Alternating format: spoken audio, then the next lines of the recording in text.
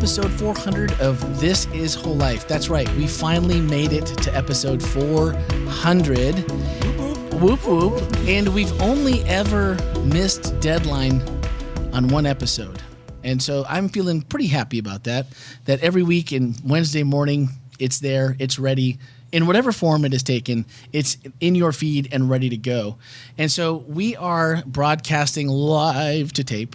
But we are we had one brave soul who said, you know what? I will not let 400 happen in the podcast studio at the church. Not going to let it happen. I don't have a boat. I would say there was actually two brave souls who actually volunteered. I don't want to leave that out. There was a second. Oh, that's right. There was a second. But there was a first person who volunteered, and so we went in the order of which people volunteered. That's true. That's true. And so, we're not at the Disney Castle, but really close. I think it's better, honestly. Do you think you would have had the dessert there that you got to have here today? Was it homemade flan? Mm-hmm. Homemade flan, and we had passion fruit jujitsu. It was amazing. That's the name Randy's made up. No, it's because it pins you to the ground and slaps you around is what Randy decided. So if you call it anything else, you're just not being honest with yourself. So actually, what is in there? So it was actually just amazing. We had lunch, we sat together, we connected, and now we're going to go in our last episode of our Connect series and our annual theme this year for 2024 at WholeLife Church. So the next one is to welcome our very special guest host, who is also our hostess for the day, Mariana Parente. Yay! So, thank you, guys. Thank you for having me. Oh, thank you for having us. I think that is, and Gil's here somewhere, or was here. Did he? Oh, Gil's making coffee. Could someone tell him to make one for me, please? Just in case he doesn't. I think people need the full picture, though, because we're sitting out by the pool. Under the lanai. It's a nice warm day under the lanai. We have these beautiful garden lights above us. And someone told me, and I really can't verify this because I haven't seen it yet with my own two eyes, but apparently there are 3 elusive balloons that are somewhere on the premises that when put in the proper order are 004. Like that'd be 400. 400. Yeah, that's 400. why. There it is. That's Mariana, see, she's the hostess that carries it all together, puts it all together, carries the whole thing through, and it's been absolutely amazing to be here. And so we're here with nearly 15 of our closest friends. There were, I think, 2 spots left open that someone just didn't claim. Yeah. But I counted almost 18 people here. Am I counting poorly? Oh, well, yeah, but that's, my family's here and they didn't register, and we. But yeah, we're full. It's a big crowd. No, but that was expected. So it was a great place to have just an intimate gathering for us to do the 400th episode. So as long as we're ready to get started, we got an email from Deanna this week, and this is 2 weeks in a row where people are starting to just connect the dots in different ways. Last week it was Brittany with the previous episodes that she thought worked well together. And this week we got an email from Deanna that said, I got to thinking about the Good Samaritan story and how that is always used to illustrate who my neighbor is. Don't you find it interesting that there is no verbal exchange recorded between the beaten man and the Good Samaritan? Basically, he puts the man who was almost beaten to death on his donkey. Maybe he's in a coma at this point. We don't know. Takes him to an inn and takes care of him. Maybe cleans him up, bandages the wounds, and makes him comfortable as possible. He has to leave, so he pays the innkeeper for his room and board and asks him to provide care, and that he will pay for him anything over the amount he left when he returns. Therefore, what kind of relationship does he really have with the man? I think this meant more in that time when people could relate to the Jew-Samaritan issue. But questioning, we make it out, and for good cause, the reason that it's important. But and I think what she's saying is it's boiling it down to, hey, see a need, fill a need.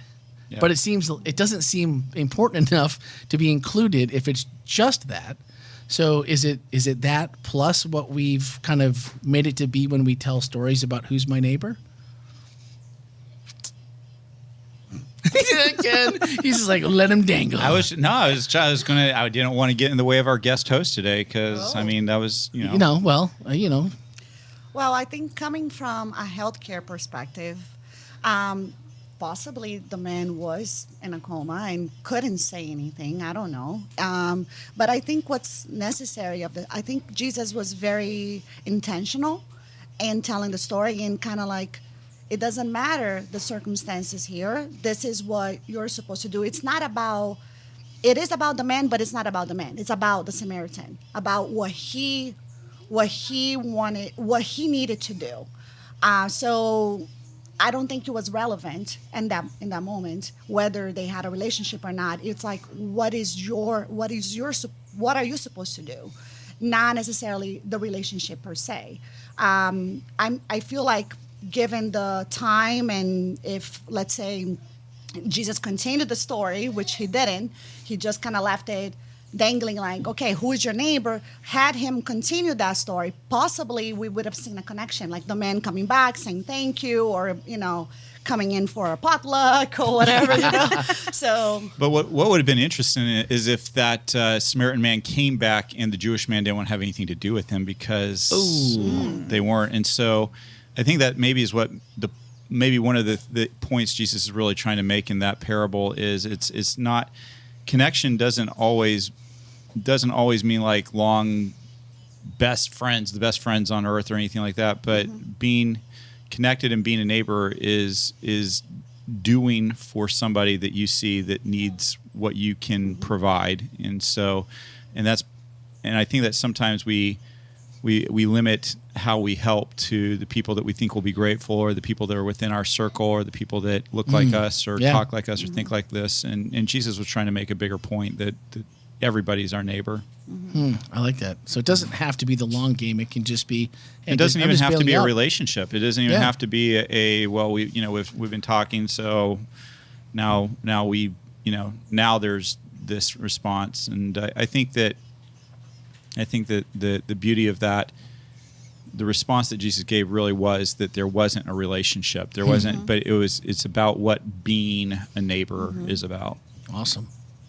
All right, Ken, you had an email to share as well? Yeah, we had an email come in, and I think it's important for us. We're pretty proud of WholeLife, but I think it's important sometimes to hear what other people's experience can be. Sure. And so we got an email, and I checked with the person who sent it because I wanted to get permission. They said as long as we didn't reveal names or give people away, that they were okay with us sharing a bit of this email. And I just wanted to kind of read it to you. The person started off as saying, as I listened to this week's podcast, so it was the one previous to this, it seemed that there was a lot of time self-congratulating yourselves on how friendly WholeLife Church is. That's far from our experience. How many people say hi to a new leader is not an indication of if it's a friendly church. How many people want to engage with you as leaders does not measure the friendliness of a church. Then went on and said a couple other things I'm going to leave out just because I don't want it to give away identity or anything there. But it kind of closed off, and after giving some examples of trying to kind of fit in and find a kind of a group of people, in the struggle that they've had, they finished off by saying, I can give quite a few similar examples. If you have a click, you are good. If not, you are not noticed. And that's the experience of that person. And I thought it was important to share. We share the good emails, or the ones that are self-congratulatory. If you want to use that, we share the ones where we have positive things happen. But I think it's really important for us to be upfront and honest that not everything is always perfect at WholeLife. That people do have experiences that we wish they weren't having. And so, I just wanted to take a moment just to say, hey, we hear you. It matters. I know it deeply matters to our leadership team at the church that people find connection. And so that's really one of the reasons why that is the purpose of this week. And maybe it's just a reminder to all of us that there are people that come into our church, and for some it's very easy to make connection, and for others it's hard. And then we can watch and see how we can help. So, when you hear that email, it does move you, though, to remember that not everyone may be having the same experience that you're having. Yeah. And that if you're having the kind of experience that we were describing, because last week really was a special week. It was for me, just watching people really rally around and engage with Max, and it really did it was huge for him. He, when we came back to work, we went to church, or staff retreat, easy for me to say. And we were gone this week, and in the car we kind of rode up together, and he just mentioned how, having people that he hadn't seen for a while that were really excited for him, and people he didn't know that were excited for him. And so those are the kinds of things, and I think that's just being aware of a lot of people that didn't know Max. I met a ton of people that I've never met, and just realizing that you don't know what someone's path is, and just to engage and find those opportunities where a lot of people stepped outside of their comfort zones. In the lobby, it was full, it was loud. People that don't like to be in crowds were kind of like, you could just kind of see them waiting. Like, I'm waiting patiently to talk to you, but I'm not comfortable. And sometimes that's what it takes, is to just kind of break through and be a part of it. But that also is not minimizing those who really find that to be a huge, huge struggle. Yeah, and I'm pretty familiar with the person who sent it, and I know that they've been really trying. Yeah, they've been trying. Yeah. I had a conversation with somebody earlier who was describing a conversation they had with someone who was also having trouble connecting, and they expressed that they were having difficulty. And so one of the things that I appreciate about this, I would love if 100% of our reviews, that came in were like, oh, this is perfect. But what I appreciate about the people who took the time to say, hey, you know what, I'm not feeling this. I'm not connecting here. What I appreciate about that is they're putting themselves out there by saying, I'm looking for community. I desire community. And so I appreciate the vulnerability that comes from expressing that. Absolutely. And I think that I remember somebody a long time ago, I think I was working at summer camp, and we got in a complaint from somebody, and one of my colleagues said, man, I'm so glad that they spoke up. He said, for every person that speaks up, there's 10 people that didn't.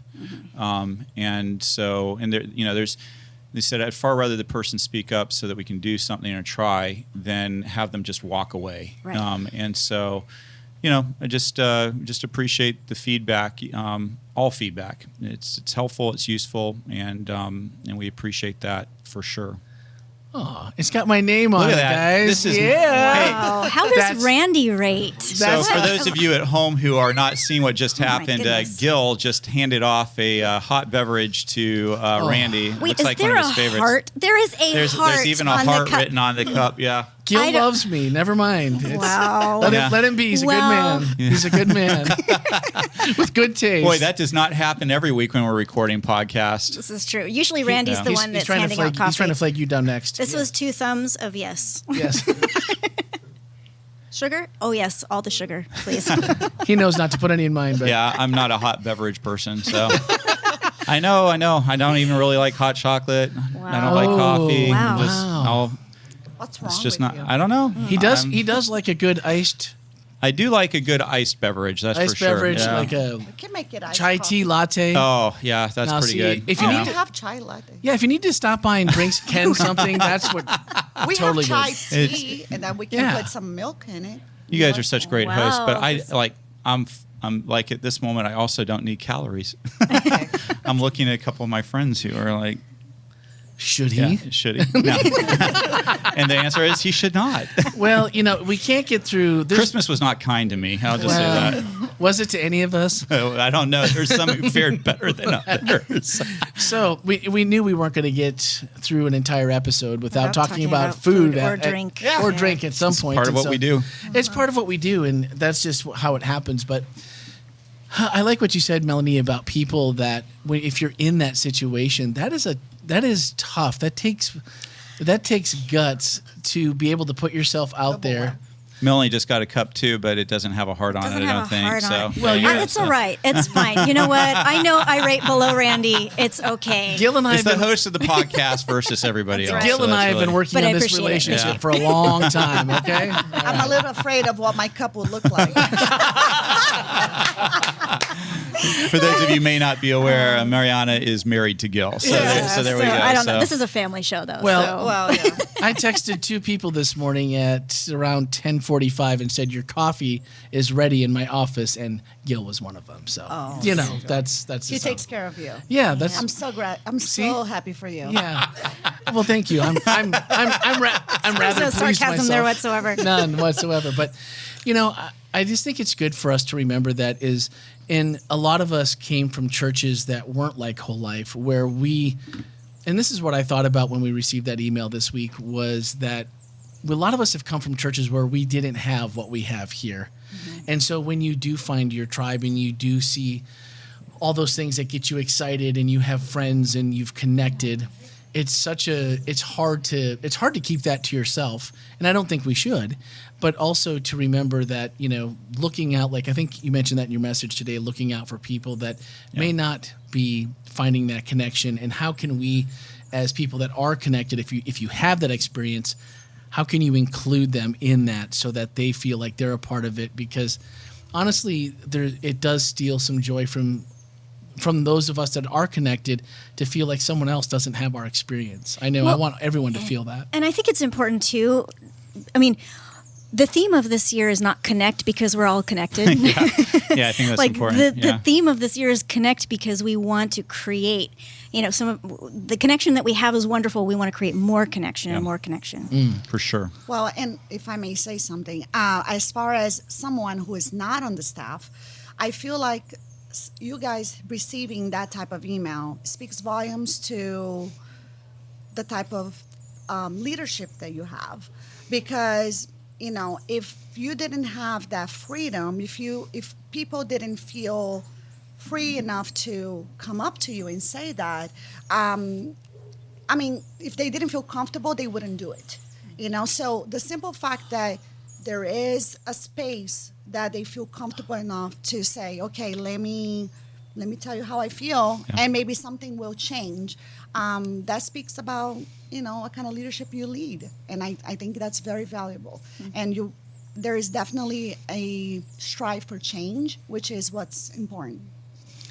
Yeah, and I don't know if I would say, and I'm not trying to be contradictory. I don't know if I'd say strive for change. I would say strive for growth, just to grow further. I feel like, we just did the survey or the mission index that we just did at the very beginning of January. We just kind of closed that down. We had, I think, about 245 people fill one of those mission indexes out. One of the questions I always jump to really quickly is the one that says, I feel loved and valued at WholeLife. And super pleased to see that the those who responded, the 245 people that responded, it was 94.8%, I think right, something like that, said that they did. They said they felt loved and valued. But that, as I think I mentioned last week, that means there's 5% that don't. Mm-hmm. And that doesn't, I was sharing that with somebody. I said, well, you'll never get to 100%. And I said, no, I totally understand, but that doesn't mean that's not what we're going to shoot for. That's what we want. We want to be striving to be at that point where people feel that.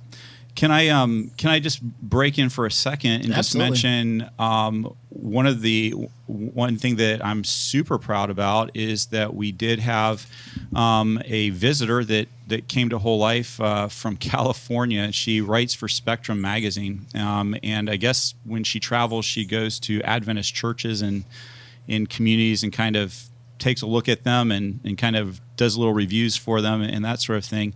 So she did a review on WholeLife, and I'd just tell you, if you want to go take a look at what she had to say, what her experience was when she came to WholeLife, go ahead and go take a look on Spectrum. I think you just type in WholeLife and Spectrum, and it'll probably show up there somewhere. But and maybe we can include that in our weekly newsletter next week or something. I don't know. Actually, it was odd that you mentioned that. Was it in this week's newsletter? It wasn't in this one. But Tammy and I were conversing during service, and we were just bantering around some ideas. And so look for it this week. You'll be able to find it on our social media. You'll be able to find it, and also I think it's worth just mentioning that the lady who did the review, her name is Ezrika. Ezrika mentions in the article that she had one of the pastoral team approach her and just say, hey, I don't think I've seen you here before. And it really meant a lot to her that happened. And we just ought to say, good job, Melanie. Good job. Because that was Melanie. So well done. Yeah, no, it was a really positive article, it's already been on. I started to engage some people on her post that were asking some simple questions that were pretty easy to answer. And so I haven't been back yet today. That was yesterday as it started to come out.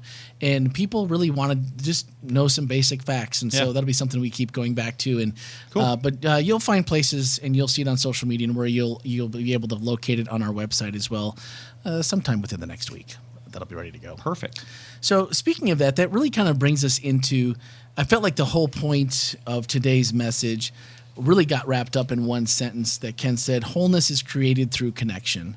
And that's really where, it's the reason that our heartstrings get pulled when someone says, man, I'm not feeling it, or I don't see it. That's not my experience. Because we know that they're not being filled up to what they could be and should be. And it makes you feel like, and as staff, we take it, sometimes I wish that people would be able to sit in a few of our staff meetings and just see like the heart of every staff member that, when we talk about things like this and we get these kinds of constructive criticism that says, hey, this area needs some help.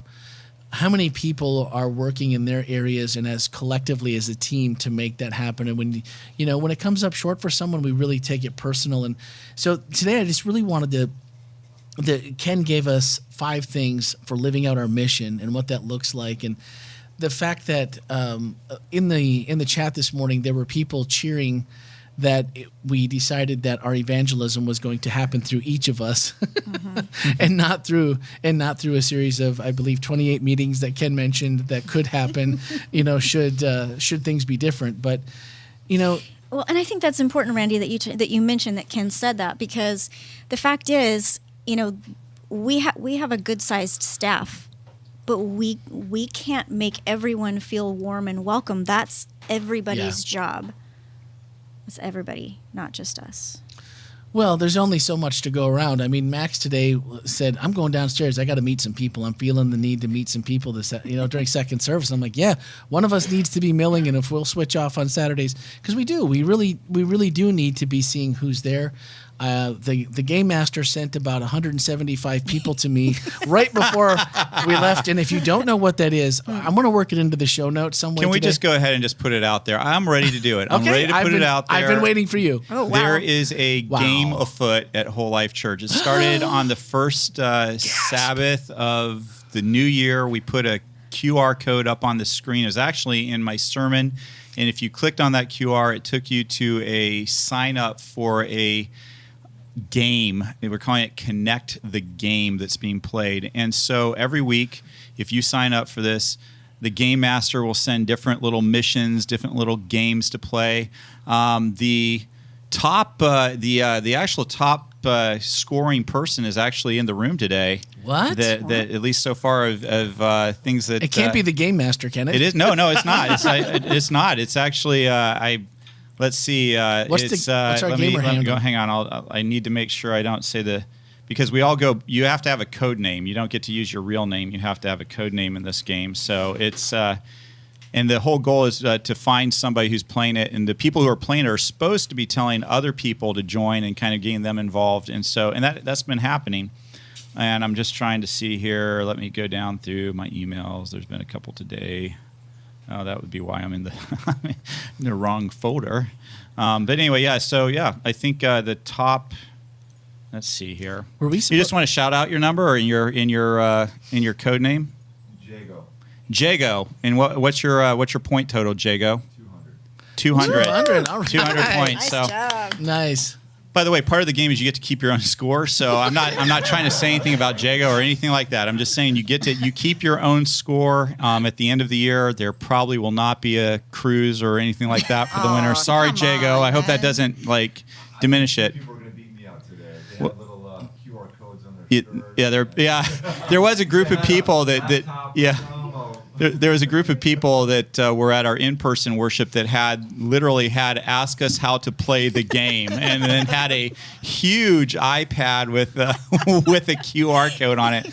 And that, may I say, as the game master, is the way I like to see the game played. Do I even need to ask who it was? No, you don't. I know. You I knew who it was. Looking at you guys, I love you. Yeah. That's awesome. Yeah. That's awesome. I know who you are. They're listeners of this podcast. They'll know who they are. Actually, we're going to get you a second T-shirt because it's probably going to be worn out by the end. That might be the prize. A second Connect shirt when it's really. There actually will be kind of some fun stuff. It's not No, there necessarily is. going to be based on points necessarily, but you'll have the satisfaction of knowing. And really, That's really what it comes I'm going to down put this to. out too because it's going to be before next weekend. Yeah. Before on the Friday, February 1st is the next launch of the next challenge, right? Oh yeah, Right? yeah. Because Yeah, I got that, and I'll just say this: I actually the game hasn't been all perfect in all realms. If you because I was on my laptop when I got the email for the next challenge, and I tried to join the fun of the next challenge. Anyone else joined the next one yet? That's here? No? Did you have some struggle with that?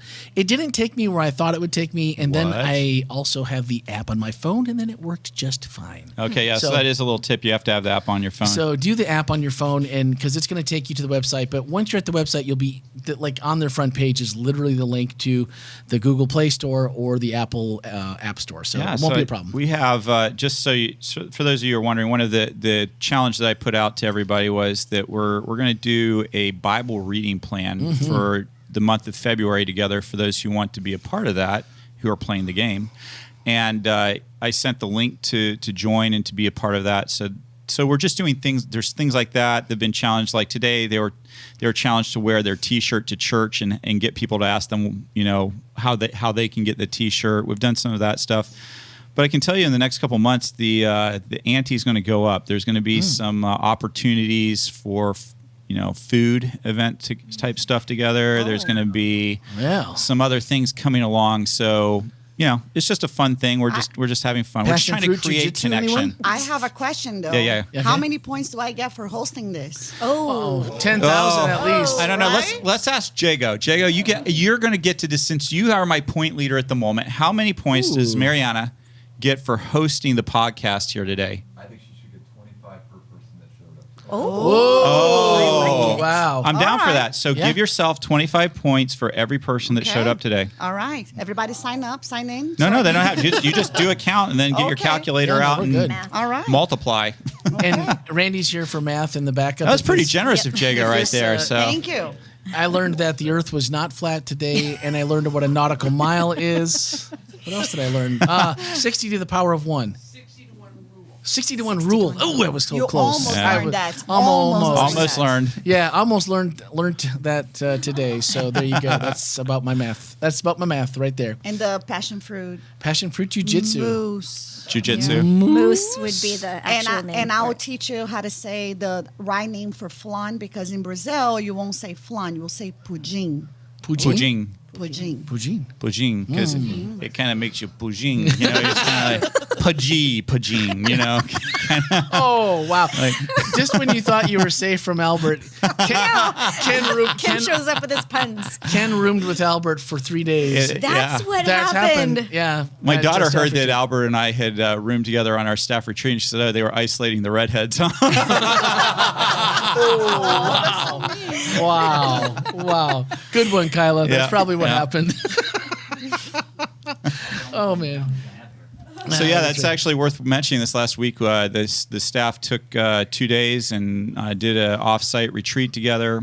Really, for me, it was exciting. I think that we had some really great conversations. We talked about one of my favorite things that we did is I asked the staff to imagine that it was 2030 and tell me what whole life looked like the thing they were most excited about that whole life looked like, given that there is money is no object and there is no limit on resources. What does whole life look like and what's going on? And the answers were just the coolest. Just the coolest. We have such a great group of people. So That might have been the most fun we had in that 20 minutes. in that 20 30 minutes, minutes. my favorite thing from the retreat, right? Okay, so Yes. Ken planned for I don't know how long beforehand, and we Weeks, maybe maybe over a month. And we went to St. Augustine, and on the way into town, we stopped at this little cafe. Good food. And it was And so next door, well, like 2 doors down, was an there- escape room the that was escape room. supposed to be open. And it was not. Yeah. And so between all of us, within like 2 minutes of Yeah. realizing that this is not going to happen, it was let's play hide and go seek. We give Ken a 5-minute head start to get to Old Town, downtown St. Augustine, and then every 5 minutes he has to take a picture of himself by a Landmark or something that would we'd give away. recognize. And we chased him down and got ice cream out of it from John. Took you 45 minutes though. It did take a while. Yeah. It did take a while. Yeah. So. Sounds fun. I That was held out fun. for a while. It was fun. Then it was such a blast. And can I just say, that's one of the things I love about the staff is that it could have been like, oh man, this didn't, escape room didn't happen. This is, and we could have. And instead, everybody's like, well, hey, and let's have another one. Let's do this. And it was just there's such a creative group of people. Really fun. And people that actually like hanging out with each other. Yeah, that's a fact. For 12 people, that's not insignificant. No, I don't think. But all right. So if we're living out our mission, and it looks like Ken gave us 5 things. Let's start with the first one: invite into community invite people into community with us personally, and that's a tough one because as we've gone over in the first couple of weeks, we tend to gravitate towards people that look like us, think like us, act like us, people that we're going to be comfortable with. Does anyone have any kind of something they use to break the ice with people that maybe don't fit any of those parameters? You're like, oh man, I'm going to have to go in cold with something. What's it going to be? Because this person, I just want to meet this person. I want to break the ice, make a connection, because I think that sometimes the hardest part is overcoming your initial fear of, like, what if we don't have anything to talk about, and then it's just awkward. Like, hey, how you doing? How you doing? What's your name? My name. So you go to WholeLife? Obviously, yes. Like what's the code to make that happen successessfully? Anybody? I'm looking at the audience to see No, if the I was audience just has. checking, I'm checking. I was looking over there What? to see. Huh? To meet somebody that you don't know? Just if you're going to invite someone into community with you, maybe that's, for those of us that like to play cards or play games, like a game night, or like, what is it that you can use that you feel pretty confident, or at least you're confident in your own ability to break the ice, not have an awkward conversation or a no conversation, and then it's like, oh, well, that was cool. Huh? Well, gotta go. See you later. You don't know if it. I've just found if there's somebody I want to meet, I just go up to them and I say, hey, my name is Tim, and I wanted to meet you. Just that easy? So Tim says that he just goes up and says, "Hey, my team is my team is time. My name is Tim, and I've been wanting to meet you."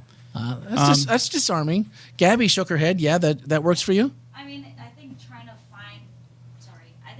find a topic, that can be a lot of work, and you're gonna end up forcing something that's not there, So Okay. to walk up to somebody and say, "Hey, I really admire you. I've seen you from a distance, and I just wanted to talk to you. Like, I'm Gabby." It's worked well for me before. Yeah. I met Justin and Fanny this morning, They're awesome. and they are awesome. We only had a short time. They were getting ready to go to, I think, on to second, and so we have being from Wisconsin in common, and Two Connected Rivers. over the Packers. Woot, yeah. woot. Yeah. Yeah, I and heard. so- I actually heard Justin engage you with that. He said, "You're from Green Bay, right?" And Yeah. and then you guys did Yeah. your Wisconsin thing. So Yeah. that was pretty It was cool. done. That's it, Wisconsin thing. So yeah, I mean that's low hanging fruit, right? That's like if you have a connection where somewhere you grew up together or some place that you call home that people know all the cool things that happen there that you guys can resonate. Well, I mean, But I don't know, but like, I it's would've- not low hanging fruit though. If you're like incredibly nervous trying to talk to people, to me that's Okay. like one of those things where if you're a nervous type of person, that's a hard thing to do, even when you know you've got something in common to do that. But Tim makes it easy. Yeah. His name is Nashville Tim. Nashville Tim, sure. Everybody that knows is gonna be like, "Oh, Nashville Tim." We have that in common. Well, I was going to say, too, I have a follow-up question when I'm meeting somebody. If it's a guy, I'll, of course, tell them my name, what's your name? And if they say their name is George, I'll say, oh, that's easy to remember. That's my mom's name. And it just Oh, breaks wow. the ice,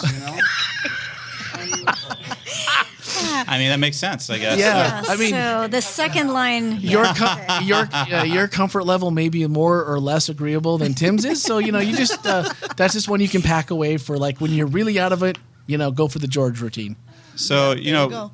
sometimes one of the things I'll do is it's easier when you're in a new town. But one of my favorite, when I first got here, one of the things that you probably will remember is like, tell me some of your favorite places to go out and eat at. Like, where do you love to eat? Tell me best place you've eaten at recently. Tell me. Oh, Gil shaking his head. Tell me about. Where's your favorite place you've ever vacationed? What did you do? What was it like? Things like. I mean, those are some of the icebreakers in the right context. But honestly, the right context is if you've been paying attention to that person. Sometimes when you just walk up to somebody cold, that can be a little weird for everybody, not just you. And so sometimes if it's just a matter of just coming up and saying, hey, just like Tim said, hey, my name's Ken. I just want to introduce myself and say hi. And let that be the discussion. They go, oh, cool, thanks, nice to meet you. And great. And if that's it, that's okay. Yeah, and if that's it, that's okay. Now see, that makes me sweat a little bit because I feel like if that's it, there's a creep factor in that to me, but really? Maybe I could just be out here on my own island, and that's okay. You all are shaking your head like, yeah, you're right. It doesn't break the ice, but it might warm the ice a little bit. So then the next week you can be like, okay. oh, hey, we met last week. Oh, I just don't know. Maybe it does creep people out, but it feels like to me what works is just going up to someone saying, I don't think I've met you here. I've been attending WholeLife, and I'm not sure if I've met you before.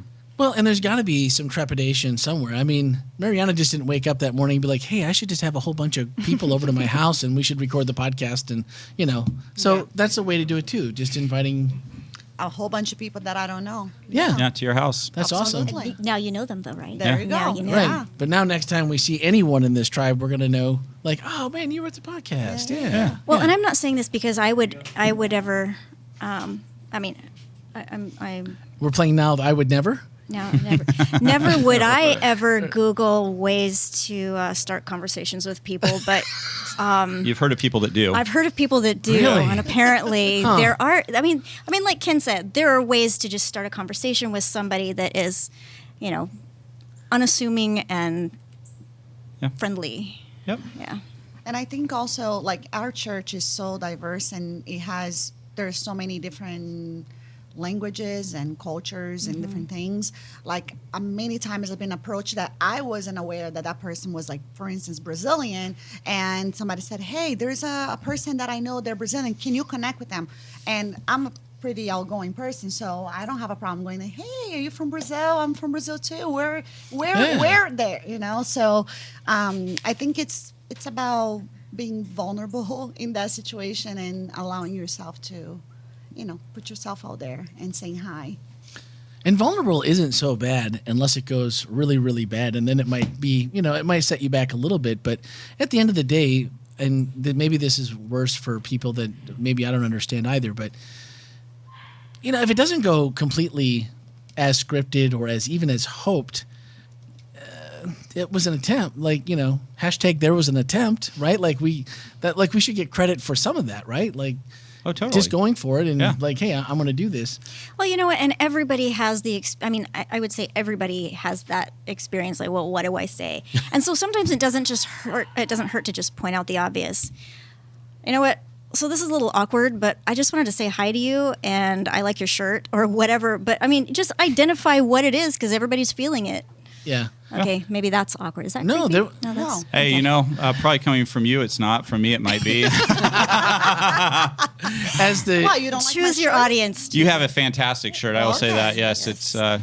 as the game master sent the masses my way, Yeah. I did end up in quite a few conversations, and there was one couple that I was like, ooh, I don't know them, but I did overhear somebody else's conversation. Even today, I've seen them in the past, so I know they weren't new. And so I was like, well, I don't really have a choice. I have to engage because I do at least have to ask you who sent you. Yeah.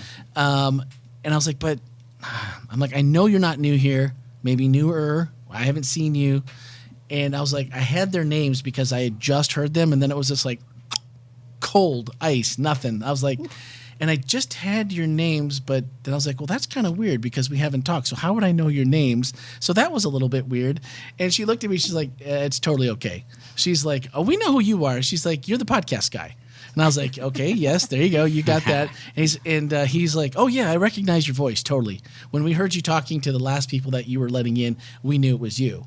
So there's somebody also being kind and gracious and bailing you out. So we're talking a lot from the person that's trying to initiate. But, if you're the person that's comfortable on the other end, it's okay to let that person off the hook a little bit sooner than later, too, if we're going into that far.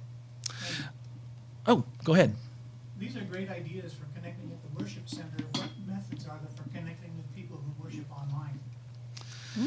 Oh, man, our online group has grown so much in the last year, but also I feel like it was hats off to Stanley. I know you're not a regular listener, but Stanley came to me when we started doing the worship host. Gabby's one of our worship hosts. She was there today, does an amazing job of connecting with people. Whoop, whoop. We have, Matthew, who's here. I mean, he does the same thing. He was on the week that Ezrika was there, and he was up front with Ken doing the response and smiling. His biggest asset is a smile. When people online see him smile, they just can't help it.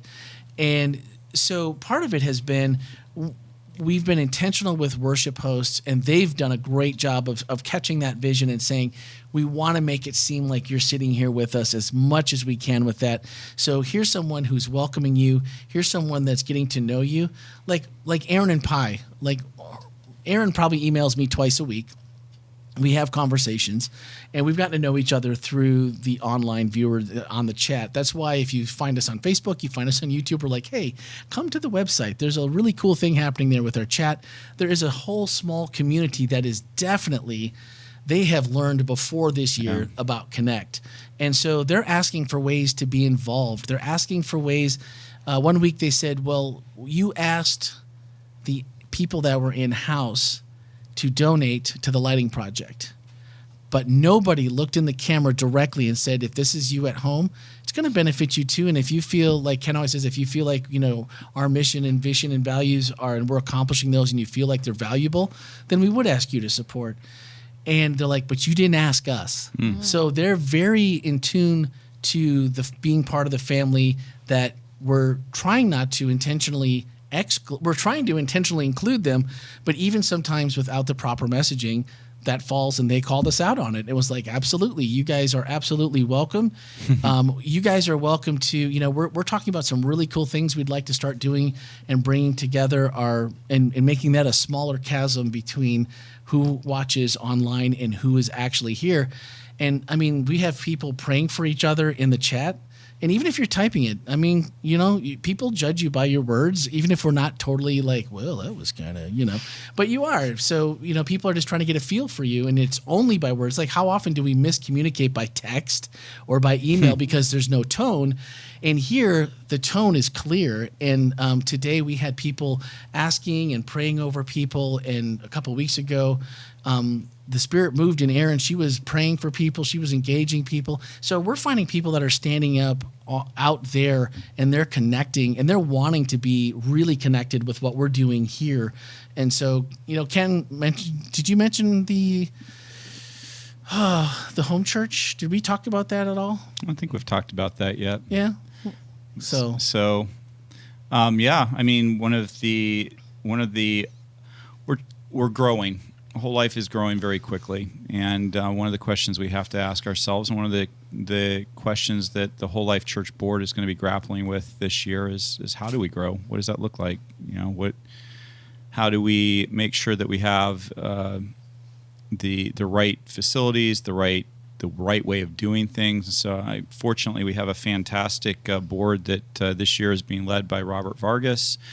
And I know that one of the number one things they're really looking at is how are we going to grow? What is that going to look like? And one of the thoughts that's on my mind, and this isn't something that's been approved by the board, but one of the thoughts that's on my mind is to really think about how we can do maybe some home church type of things. We have so many people that are viewing us from a lot of remote places. In other words, even if we wanted to go build a satellite WholeLife church, it would be hard to do that in all the different places that we're at. But what we know we could do is invite people to start thinking about making their home a little church that they invite people that matter to them to come and worship in at the time that works for them. For some people, that might be when we're live while we're having services. For other people, maybe they'd want to do it at a different time and replay the service, or maybe they want to just replay a portion of the service. And so one of the things we're thinking about is how we could resource people in doing that and create, because one of the things I really believe, and I think that one of the things that was said in the email that I read a little earlier,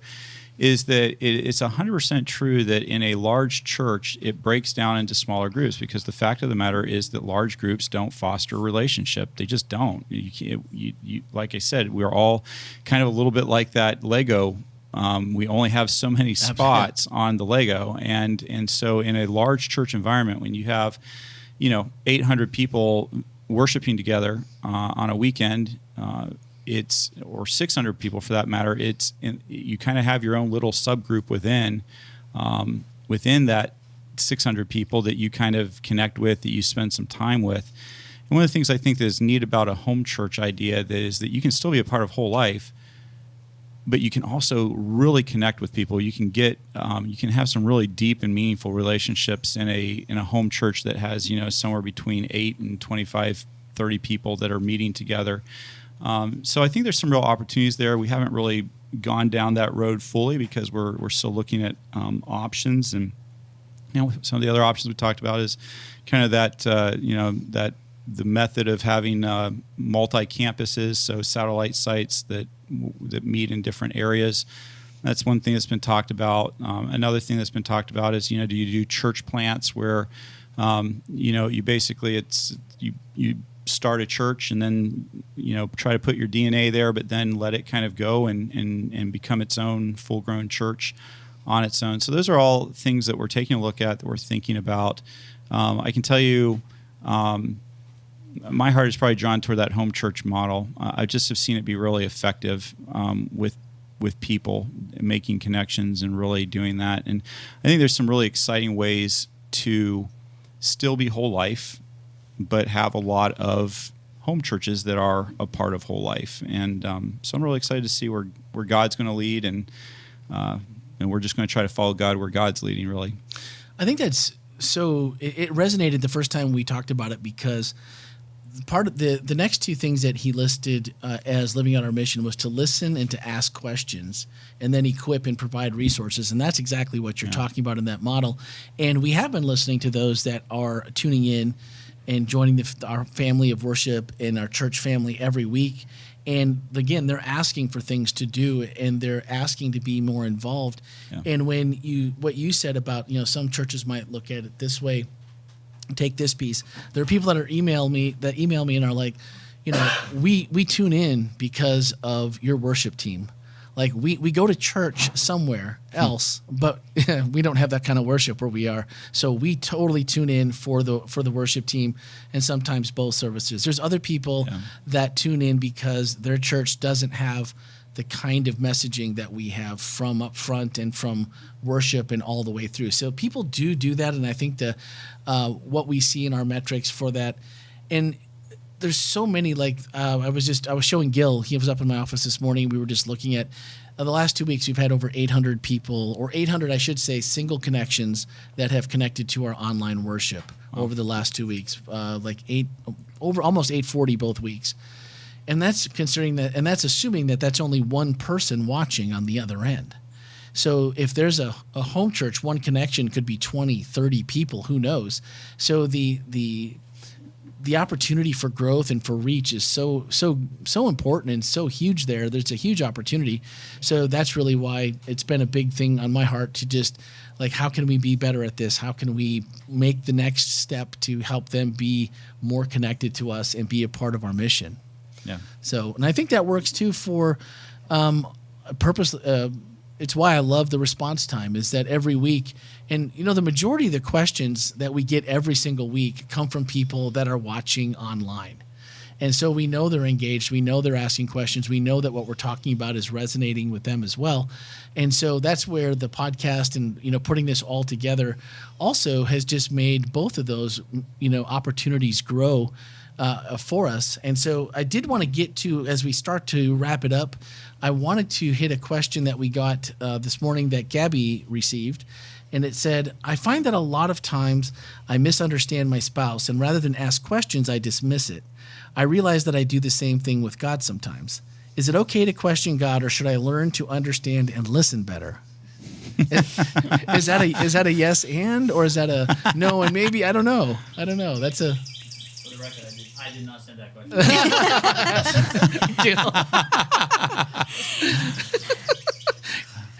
So what do you think, Melanie? I think it's a yes and I think if you need some inspiration, maybe read the Psalms and see how the psalmist engaged with God. There are questions. There are accusations. There are all kinds of ways that the psalmist interacted with God that apparently God was okay with. So I think asking those questions and pushing and pulling and working your way through that relationship is important. And part of that is listening. But you know what? It also doesn't hurt to talk. Even with Job and his friends, Yep. God set Job straight at the end, and his friends for that matter. But he obviously was okay with it. Yeah. Well, it's interesting that God sets Job straight, but he never really answers Job's question either. Yeah. And there's Melanie recommended a book that I'm about halfway through about the Talmud, and Melanie, if I don't get my details correct, I'll just trust you to come and clean up Was after that the book me. Randy suggested? Wasn't that the same book? I don't. No, think that was A so. Shepherd Looks at the 23rd. Yeah, No, yeah, sorry. sorry. Yeah, Did I? just slightly Sorry. different. Keep going. I'm so sorry. I was like, there's only one book I remember you. So yeah, no, this one's about understanding the Talmud, and one of the things the author suggests is that the writers, that God intentionally leaves a lot of blank space for us to wrestle with. And so there's nothing wrong with asking God questions. There's nothing wrong with wrestling with God, really. I think that's maybe one of the lessons of Jacob, right? There's nothing wrong with wrestling God as long as you hang on. As long as you hang on. And so I think it's a big yes and on that one. Nice. Well, Asking said, I'm loving this view of evangelism. And OCW P89 said, what? No in-gathering? Laugh out loud. So, come on. I'm not going to say anything about how old that term. that I haven't heard that one for a while. How many, just by show of hands, for those of you who are sitting listening to this podcast, you know what in-gathering is? And then further, who has actually gone in-gathering before?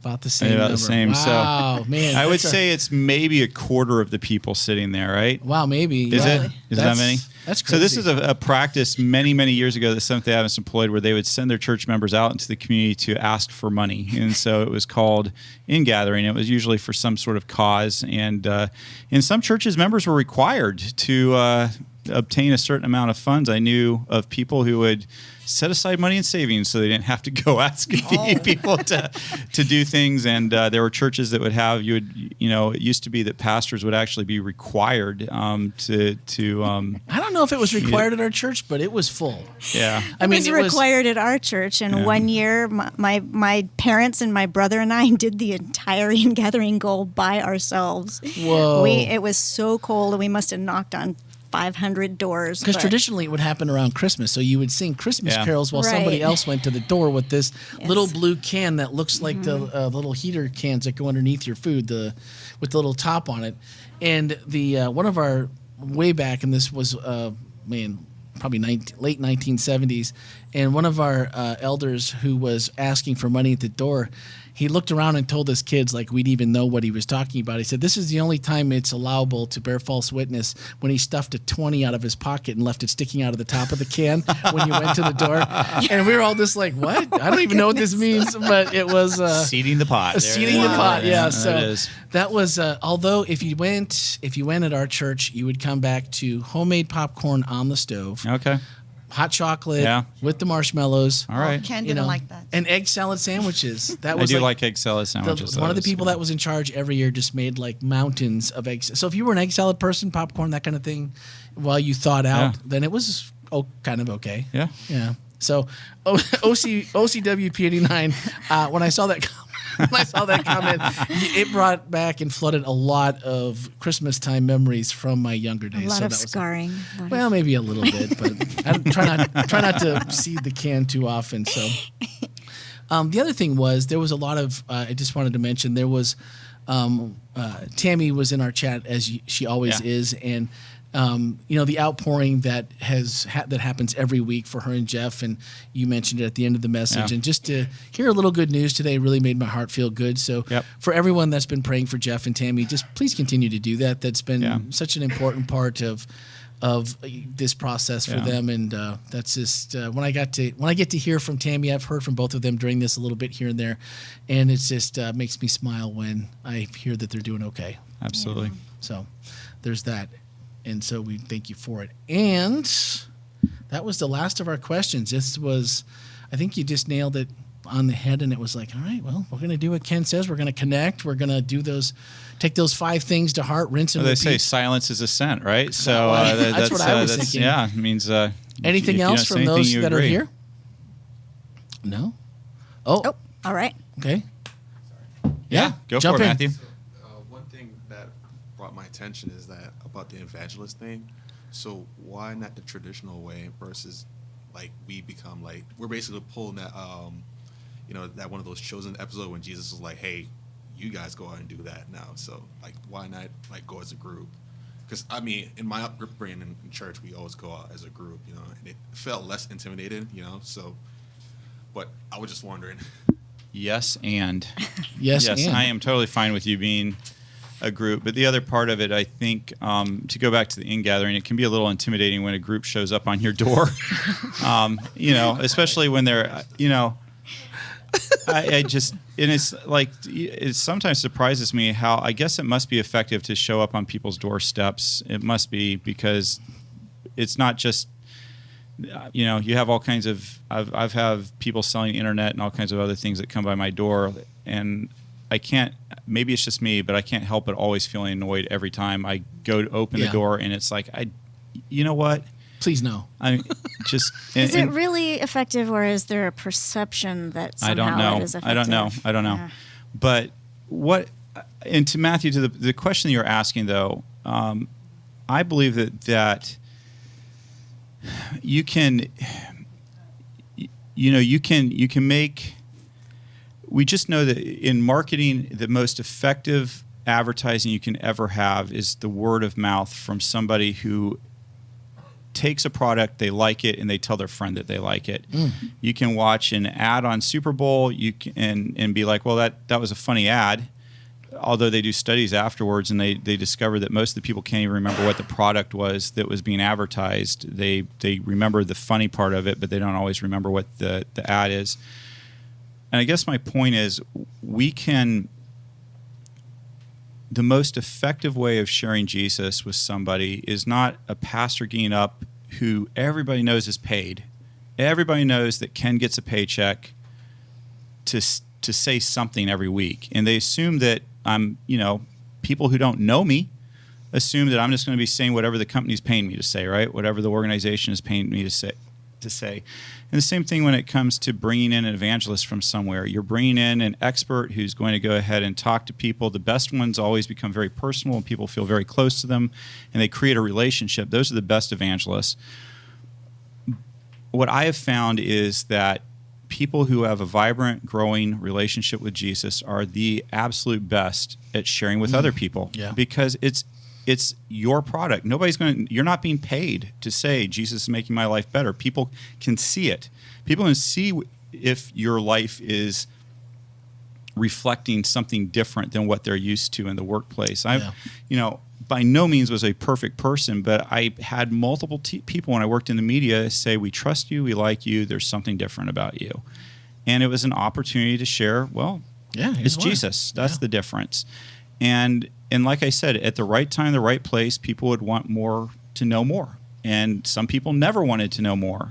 But that's not the point. The point was just to be where I was supposed to be, share what I felt like God was asking me to share, and just be in community with people. Yeah. And so for me, I know that some people say, well, it's yes and on this, you can do these big event type things. Just from my perspective, the big events, they cost a lot of money. It's kind of like in fundraising, and I'll just use this as the analogy. In fundraising, everybody likes the gala, right? Everybody likes to have the big golf tournament. But as a fundraiser, one of the things is that is the least effective way of raising money. All it does is what it can do is raise your profile in the community a little bit. It gives you some name recognition at times, but as far as raising money, it doesn't really raise money. What raises money is going and asking somebody to make a donation. That's what raises money. That is the most effective way of raising money. It just is. And so when you see a big charity event, for golf tournament, or a singer coming in, they're selling the tickets, most of the time that doesn't have a big return on investment. They get paid too. It usually will pay for itself and then maybe a little extra, but it's not bringing in tons of big bucks. It's usually just enhancing reputation. Yeah. What brings in the big bucks is the fundraiser who goes and sits down with the individual donors and says, hey, I know you have a passion for this. Would you like to write a check that matches your passion? And that's all I'm asking of our church members. You need to keep that one under wraps in case we need it. Yeah, as you go out and talk to people, I can see you're looking for this. Would you like to do something to do that? Nice. I think also what I took away from the message is that you're not asking us to go preach and do things like that. What I took was whatever it is that you're doing, connect with people there. So I think it's well known, I'm a nurse and I am a hospice nurse. So I go to patients' houses and facilities. And what I try to do is my job is a ministry.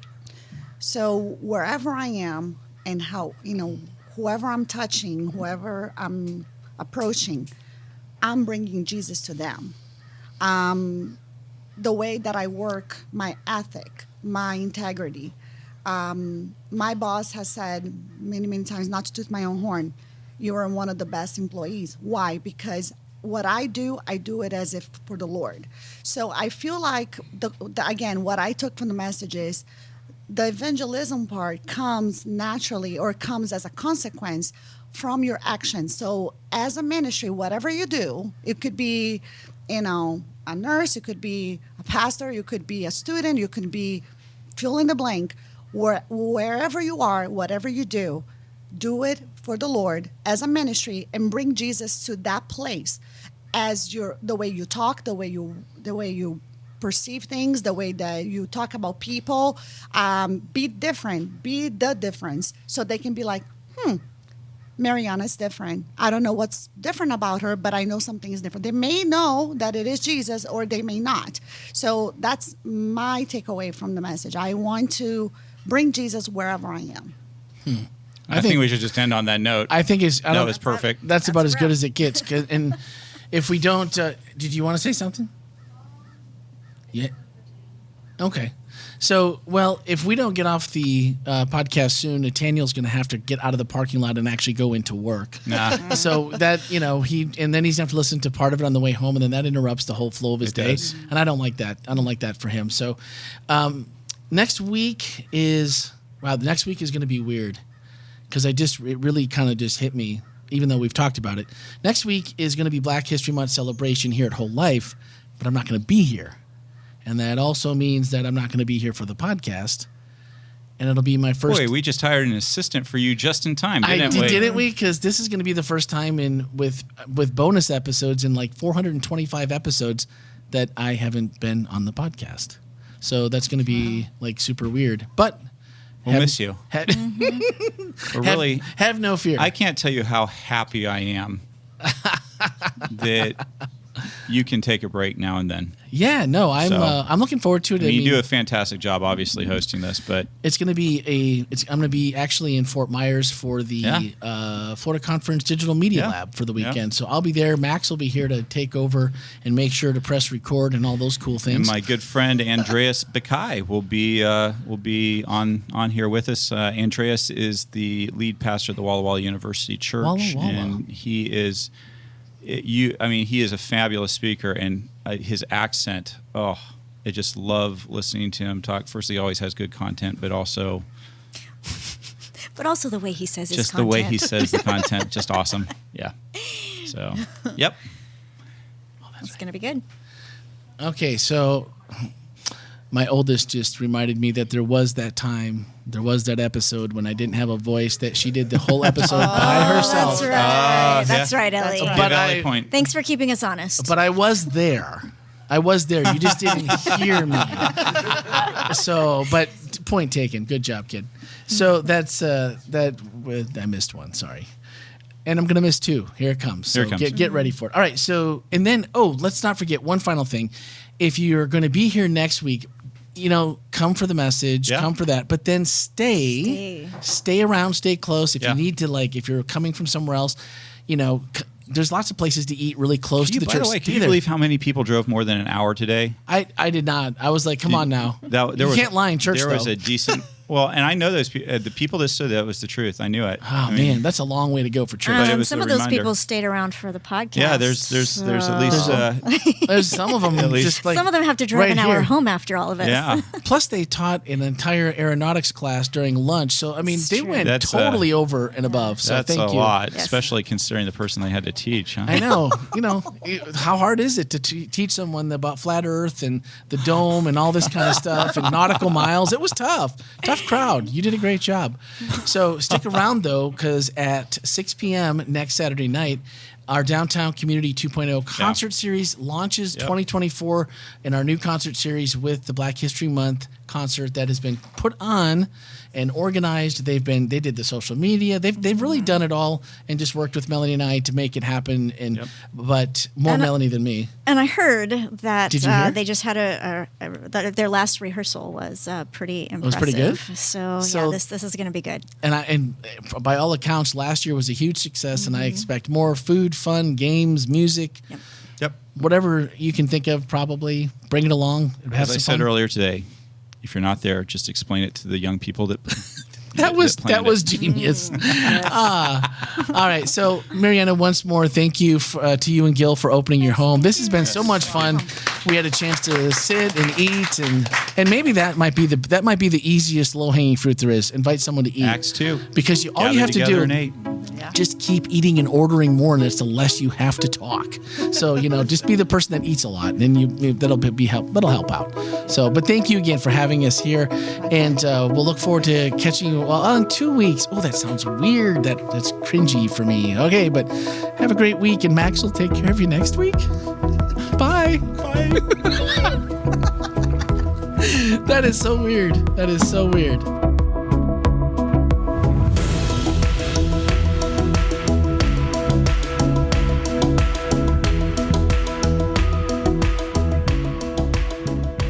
Thank you guys. Oh man, thank you guys so much. That was so much fun.